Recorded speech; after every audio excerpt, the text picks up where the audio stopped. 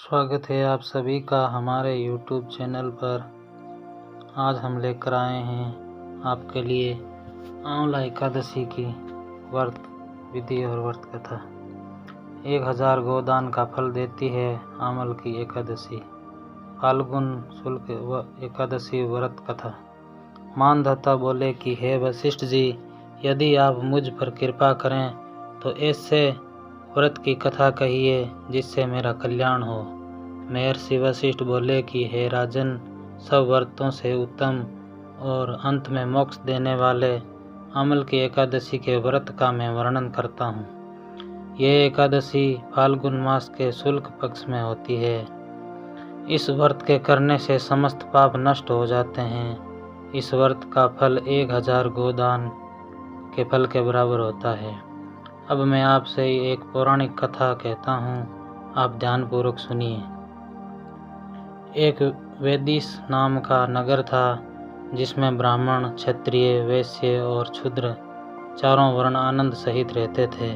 उस नगर में सदैव वेद ध्वनि गूंजा करती थी तथा पापी, दुराचारी तथा नास्तिक उस नगर में कोई नहीं था। उस नगर में चैत्ररथ नाम का चंद्रवशी राजा राज्य करता था। वह अत्यंत विद्वान व धर्मी था। उस नगर में कोई भी व्यक्ति दरिद्र व कंजूस नहीं था। सभी नगरवासी विष्णु भक्त थे और अबला, वृद्ध, स्त्री, पुरुष एकादशी का व्रत किया करते थे। एक समय फाल्गुन मास के शुक्ल पक्ष की आंवल की एकादशी आई। उस दिन राजा, प्रजा तथा बाल वृद्ध सबने हर्षपूर्वक व्रत किया। राजा अपनी प्रजा के साथ मंदिर में जाकर पूर्ण कुंभ स्थापित करके धूप, दीप, नैवेद्य, पंचरत्न आदि से धात्री आंवले का पूजन करने लगे और इस प्रकार इस प्रस्तुति करने लगे। हे धात्री, तुम ब्रह्म स्वरूप हो, तुम ब्रह्मा जी द्वारा उत्पन्न हो और समस्त पापों का नाश करने वाले हो। तुमको नमस्कार है। अब तुम मेरा अर्घ्य स्वीकार करो।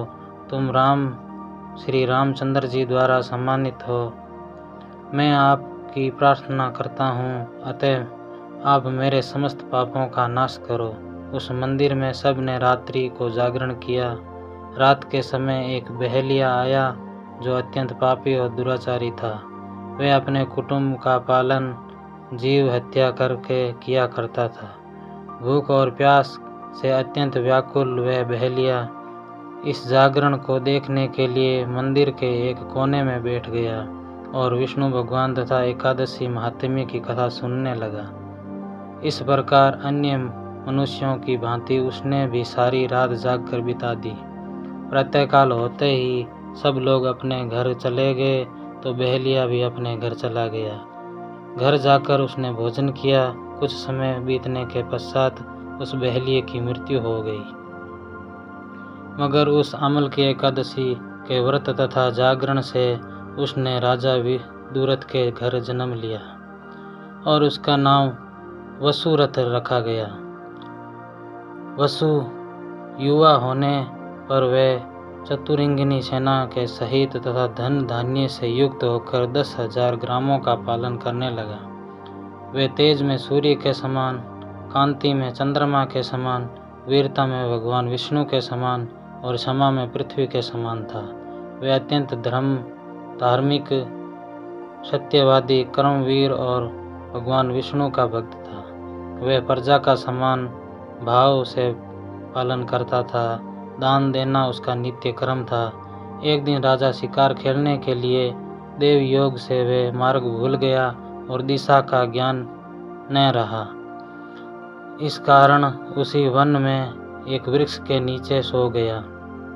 थोड़ी देर बाद पहाड़ी मलेच्छ आए, वहां पर आ गए और राजा को अकेला देखकर मारो मारो शब्द करते हुए राजा की ओर दौड़े।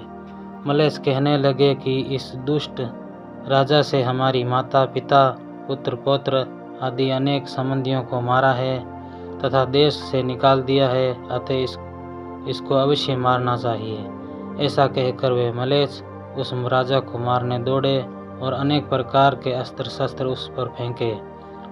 वे सब अस्त्र शस्त्र राजा के शरीर पर गिरते ही नष्ट हो जाते और उसका वार फूल पुष्प के समान प्रतीत होता। अब उस मलेच्छों के अस्त्र शस्त्र उल्टा उन्हीं पर प्रहार करने लगे, जिससे मूर्छित होकर गिरने लगे। उसी समय राजा के शरीर से एक दिव्य स्त्री उत्पन्न हुई। वह स्त्री अत्यंत सुंदर होते हुए भी उसकी भ्रिकुटी टेढ़ी थी। उसकी आँखों से लाल लाल अग्नि निकल रही थी, जिससे वह दूसरे काल के समान प्रतीत होती थी। वह स्त्री मलेच्छों को मारने दौड़ी और थोड़ी ही देर में उसने सब मलेच्छों को काल के गाल में पहुंचा दिया। जब राजा सोकर उठा तो उसने मलेच्छों को मरा हुआ देखकर कहा कि इन शत्रुओं को किसने मारा? इस वन में मेरा कौन हितैषी रहता है? यह ऐसा विचार कर ही रहा था कि आकाशवाणी हुई, हे राजा, इस संसार में विष्णु भगवान के अतिरिक्त कौन तेरी सहायता कर सकता है? इस आकाशवाणी को सुनकर राजा अपने राज्य में आ गया और सुखपूर्वक राज्य करने लगा।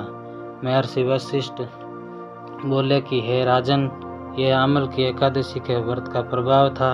जो भी मनुष्य इस अमल की एकादशी का व्रत करते हैं वे प्रत्येक कार्य में सफल होते हैं और अंत में विष्णु भगवान को प्राप्त होते हैं।